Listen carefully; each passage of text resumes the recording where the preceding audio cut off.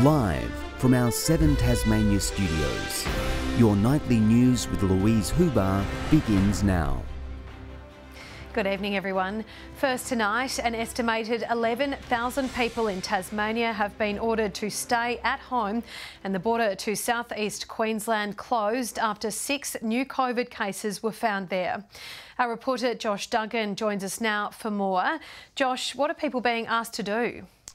Louise, anyone who has been in Brisbane or 10 other surrounding local government areas since July 17 needs to stay at home for the next 3 days. It comes as the border was shut to southeast Queensland from 4 p.m. this afternoon, as it entered a snap lockdown, also for 3 days. Those moves were prompted by the discovery of 6 more Delta strain COVID cases, all linked to a 17-year-old high school student who tested positive yesterday. We believe the risk is so significant that we need to ensure that these people remain at home under this order. At this stage, until 6 p.m. Tuesday, we will review it. We won't keep it for any longer than we need to.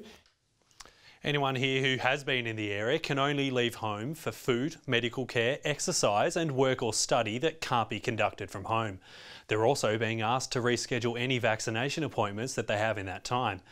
For any concerned footy fans listening though, Lou, the Brisbane Lions arrived this afternoon before the border closed, and the Premier has declared tomorrow's AFL match against the Hawks will go ahead. All right, thanks for that, Josh Duggan. Tasmania's biggest food and wine festival is back with a new name. No longer the Taste of Tasmania, the Taste of Summer Festival is expected to be run as a ticketed event for the first time in its history. But some long-term stallholders are concerned the move could drive customer numbers down. Fresh Tasmanian food and wine. The Taste of Tasmania is back with a new name. Just the taste of summer. Taste of summer. Fantastic. The New Year's event originally cancelled this year, but a private consortium have now been given the green light to take the reins. We only got the nod this week and we've got a lot of work to do. The Hobart City Council giving up the festival earlier this year after 3 decades. It was a very difficult decision, obviously. It's a bit like letting go of a baby that you've brought up. 30 years is a very long time. The state government will chip in $1.5 million, the council offering in-kind support. It'll be a fantastic event, and I'd encourage Tasmanians at the end of this year to come and celebrate the very best of what is Tasmania. John CAIRE and Fred PEACOCK have had stalls at the Taste every year and say consultation with stall holders will be crucial. Because I believe that the people that are going to be running it, or who are the group, are not stall holders. There's an enormous amount of background work goes into putting up an event like this. It's expected patrons will have to pay for tickets for the first time in the event's history, and it's not yet clear how much they will cost. We can't rely on the contribution from the Premier and the state government and the City of Hobart forever. That means everyone needs to contribute to the success of the event. Some disappointed by the move. There is a bit of a risk with charging for entry. The Taste does rely a lot on return visitation. But there's no doubt many will be looking forward to sending 2021 off with a bang. Meg Sides, 7 Tasmania News. In a major shake-up to the COVID vaccine rollout, Tasmanians aged 30 years and over can now book in for their Pfizer jab from today. It's hoped the fast-tracking of additional Pfizer shipments will keep Tasmania's vaccination rates the highest in the country. Lining up to have the jab on a chilly Saturday morning, the Hobart CBD clinic sees more than 400 eager Tasmanians rolling up their sleeves each day. Well done. Thank you, that's great. I couldn't even feel it. From today, bookings are open for 30 to 39-year-olds to access Pfizer. Now 11,000 new spots are available at state-run facilities, and a new vaccine hub is opening in South Launceston next week, in the hopes it will further boost Tasmania's COVID-19 vaccine rollout. By the end of the month, we'll be at the point where we can provide around 25,000 Pfizer shots each week, both across state-owned clinics but also in the GP network. So far, almost 320,000 Tasmanians have received the COVID jab. Around half of those were in state clinics, a large portion through GPs, and almost 19,000 across aged and disability care. While many GPs are seeing high demand, they're urging Tasmanians under 40 to only book through public health due to ongoing supply issues. So far as we're supplied by the Commonwealth through GPs, we can only do those aged 40 to 60. Despite some confusion among the public, the advice remains the same. All eligible Tasmanians should book in for their jab as soon as possible. Step up and get vaccinated. Ainsley Kosh, 7 Tasmania News. There's renewed hope for stroke victims with a world-first trial promising better treatment to what's currently available. The development is welcome news to 50,000 Australians who suffer a stroke each year, including one Tasmanian who had to learn to read and write all over again. Mike Whittle's story is a true comeback. Like a thunderbolt through his life, Mike had 2 strokes in the space of a week, robbing him of his ability to read and write. I've got degrees in literature and psychology and couldn't read. It was amazing.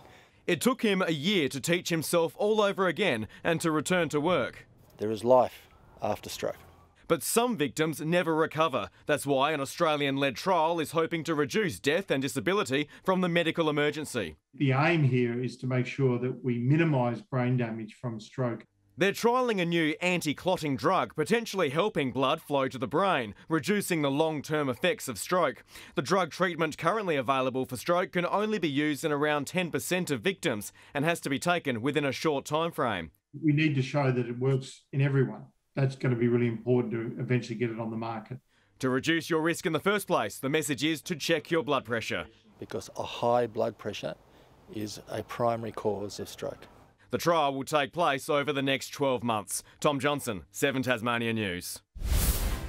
Launceston's QV Mag has unveiled its new flagship exhibition, saying it sets a bold direction for the institution. Some of the gallery's older artworks on display with the aim of telling new stories and challenging perceptions. Now in its 130th anniversary year, QV Mag is billing this new permanent exhibition as a gift to Launceston. What excites me about this exhibition is that it will invite new audiences to come in and see different stories that reflect themselves and their community. The exhibition piecing together artworks from across time periods and styles, while challenging and complementing the institution's past, steeped in colonialism. It's really important to me to diversify the stories that are told at QV Mag because Launceston and Northern Tasmania are a diverse community. There are so many stories here that deserve to be told and celebrated. I guess in some ways also an experiment in using some of the techniques of storytelling and history telling that you might see in a museum, in an art gallery. This eye-catching work intended to memorialise the living. Society is formed by and large by a lot of anonymous labour, and that very few things are actually recognised at a level that people are named for the things that they do. The new flagship exhibition opened from 10 a.m. tomorrow morning. Josh Duggan, 7 Tasmania News. Round 18 of the TSL has seen the favourites record some mammoth wins, showing the competition's gold in class. The closest margin of the day, 82 points, as the cellar dwellers proved no match for the finals-bound sides. Losing 12 players to the Devils practice match, it was always going to be difficult for North Hobart against a ladder-leading Launceston side. And the Blues were merciless. Handball's off, James Dowling cruises into goal and makes no mistake for Launceston. The Blues piling on 21 goals in a dominant display, allowing only 3 at the other end. Plays on now. Gee whiz, that was ambitious, but he's done it. And 14 different Blues put their names on the score sheet as they ran out 121-point winners.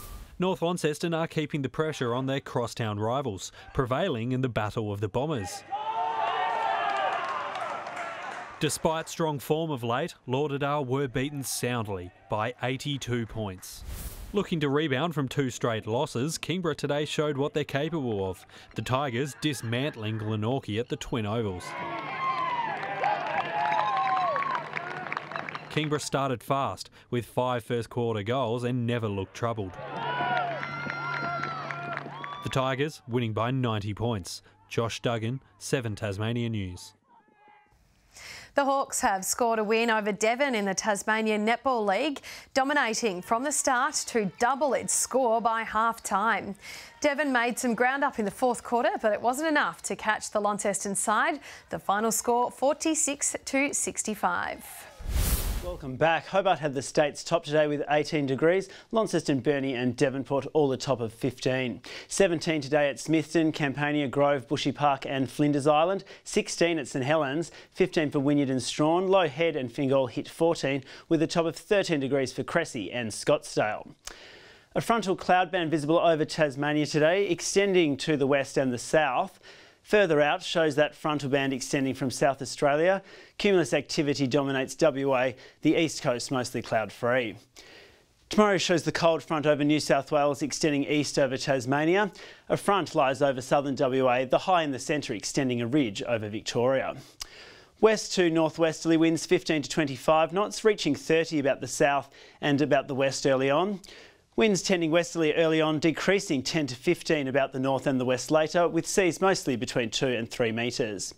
There's a strong wind warning current for all coastal waters, and there's also a minor flood warning for the Forth, Mersey, South Esk, Derwent, North Esk, Macquarie and Meander rivers, as well as a flood watch for the northwest, the north and the northeast river catchments.